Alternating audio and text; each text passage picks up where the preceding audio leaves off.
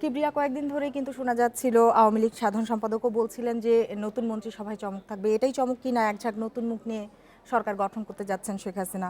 বাদ পড়েছেন কিন্তু দলের অনেক জ্যেষ্ঠ নেতা, হেভিওয়েট যাদেরকে আমরা বলতে পারি। আমরা যদি দেখি ৪৭ সদস্যের এই যে মন্ত্রিসভায় ২৬ জনই কিন্তু নতুন মুখ। অবশ্যই দেখেন, এই যে মন্ত্রিসভায় একটা পরিবর্তন আসবে এরকম শুনছিলাম, দলের সাধারণ সম্পাদকও বলেছেন, কিন্তু চমকটা যে এভাবে আসবে সেটা আসলে অনেকে মানে আগে থেকে অনুমান করতে পারেননি। তবে একটা জিনিস লক্ষণীয় যে এইবার আওয়ামী লীগ সরকার কিন্তু তারুণ্যের জয়গান গিয়েছেন, তারুণ্যের কথা বলেছেন, ইশতেহারেও তরুণদের জন্য অনেক কিছু বলেছেন।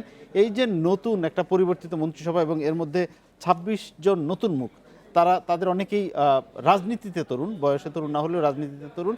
তো এইটা কিন্তু একটা ইঙ্গিত বহন করে যে টানা তৃতীয়বারের মতো প্রধানমন্ত্রী হওয়ার পর এবং সরকার গঠনে যে পরিবর্তনটি আনলেন প্রধানমন্ত্রী, এবং দল পরিচালনাতেও এবং সরকার পরিচালনাতেও হয়তো একটা পরিবর্তন আমরা দেখতে পাবো সামনের দিনগুলোতে। যাই হোক, আমরা প্রতিবেদনটি দেখে আসি। মন্ত্রিসভায় শপথের আগের দিন রোববার সচিবালয়ে নতুন মন্ত্রিসভার আকার নিয়ে ব্রিফ করেন মন্ত্রিপরিষদ সচিব মোহাম্মদ শফিউল আলম। এতে দেখা গেছে ৪৭ সদস্যের নতুন মন্ত্রিসভায় জায়গা হচ্ছে না বর্তমানের বেশিরভাগ প্রভাবশালী মন্ত্রীর। এখনকার ২৮ জন মন্ত্রীর মধ্যে বাদ পড়ছেন ২৩ জন। বাদের তালিকায় তোফায়েল আহমেদ, আমির হোসেন আমু, মতিয়া চৌধুরী, মোহাম্মদ নাসিম, খন্দকার মোশাররফ হোসেন, শাহজাহান খান, ইঞ্জিনিয়ার মোশাররফ হোসেন, কামরুল ইসলাম, রাশেদ খান মেনন ও হাসানুল হক ইনুসহ অনেকে। নতুন মন্ত্রিসভায় স্থানীয় সরকার মন্ত্রীর দায়িত্ব পাচ্ছেন তাজুল ইসলাম, পররাষ্ট্রে আসছেন আব্দুল মোমেন, বাণিজ্য টিপু মুন্সি, শিল্প নুরুল মজিদ মাহমুদ হুমায়ুন এবং শিক্ষামন্ত্রী হচ্ছেন দীপুমণি। এছাড়া খাদ্যমন্ত্রী হচ্ছেন সাধন চন্দ্র মজুমদার, গণপূর্ত শ.ম. রেজাউল করিম ও পরিবেশ শাহাবুদ্দিন এবং রেলপথ মন্ত্রণালয় পাচ্ছেন নুরুল ইসলাম সুজন। নতুন জন মানে করা চেয়ারে বসলে তো আগের জন শেষ। প্রজ্ঞাপন তো ইনশাল্লাহ কালকে জারি হয়ে যাবে, হয়তো শপথও কালকে হয়ে যাবে। আনুষ্ঠানিকভাবে ওই নতুন জন শপথ গ্রহণের পরে আগের জনের টার্মিনেশন হবে।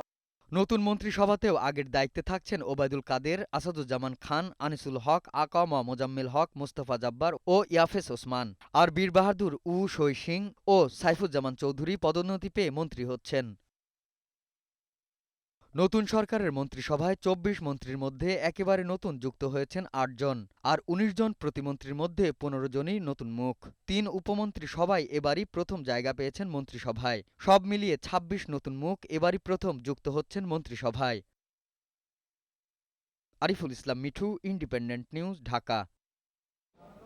এ বিষয়ে আরও জানাতে বার্তা কক্ষ থেকে যোগ দিয়েছেন সহকর্মী অনিমেষ কর। অনিমেষ, মন্ত্রিসভায় এই যে পুরনোদের বাদ পড়া এবং নতুনদের প্রাধান্য পাওয়ার কারণ কি মনে হচ্ছে আপনার কাছে?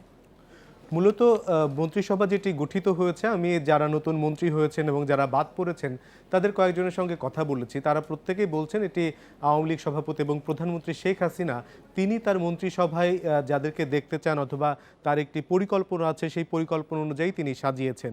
তবে আমরা যা দেখতে পাচ্ছি যে প্রবীণ কয়েকজন নেতার পাশাপাশি তারুণ্যের কিন্তু বেশ কিছু অংশগ্রহণ এখানে আমরা দেখতে পাচ্ছি যে তরুণ অনেককেই আবার নতুনভাবে প্রথমবারের মতো মন্ত্রিসভায় আনা হয়েছে এবং তাদের সংখ্যাও খুবই উল্লেখযোগ্য।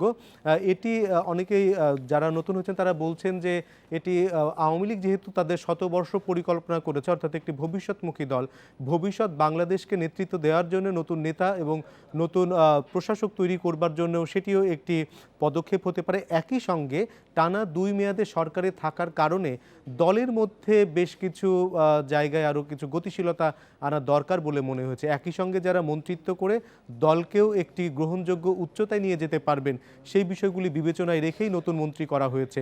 পাশাপাশি গত মন্ত্রিসভায় যাদের নামে নানা ধরনের বিতর্ক ছিল, বিভিন্ন কারণে যারা আলোচনায় সমালোচনায় ছিলেন তাদেরকে কিন্তু আমরা দেখেছি যে তাদের অনেককেই এই মন্ত্রিসভায় তাদের স্থান হয়নি।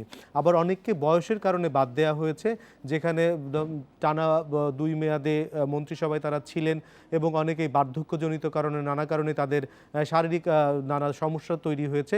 এই সমস্ত কিছু বিবেচনায় একটি নতুন সেট নিয়ে এসেছেন আওয়ামী লীগ সভাপতি। তবে এইবারের মন্ত্রিসভায় আমরা মন্ত্রী, প্রতিমন্ত্রী, উপমন্ত্রী মিলে যা দেখতে পাচ্ছি ৪৬ জন, এটি কিন্তু শেষ কথা নয়।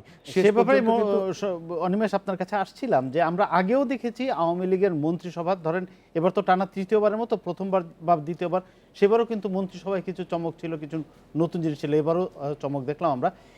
আগামী ৫ বছর যে সরকার পরিচালনা করবেন যে দলটি এবং শেখ হাসিনার নেতৃত্বে যে মন্ত্রিসভা, সেখানে কি কোনো নতুনত্বের কোনো ইঙ্গিত পাচ্ছেন কিনা? এই মন্ত্রিসভা পরিবর্তনের সঙ্গে সরকার পরিচালনাতেও কোনো নতুনত্ব আসবে কিনা? আমরা তো নতুনত্ব ধরেন অথবা চমকও দেখতে পেয়েছি এই মন্ত্রিসভায়। যেমন প্রথমবারের মতো স্থানীয় সরকার মন্ত্রী হয়েছেন তাজুল ইসলাম।